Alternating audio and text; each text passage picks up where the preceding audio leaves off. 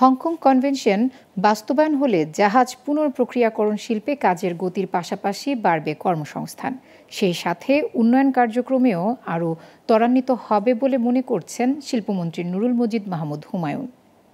সকালে শিল্প মন্ত্রণালয় জাহাজ পুনঃপ্রক্রিয়াকরণ শিল্পে হংকং কনভেনশন প্রতিপালনে সফট লোন ও প্রশিক্ষণ একাডেমি প্রতিষ্ঠা বিষয়ে শিল্পমন্ত্রী নুরুল মজিদ মাহমুদ হুমায়ুনের সাথে সৌজন্য সাক্ষাৎ করেন ইন্টারন্যাশনাল মেরিটাইম অর্গানাইজেশন IMOর মহাসচিব আর্সেনিও ডোমিনগুজ ভালাস্কো।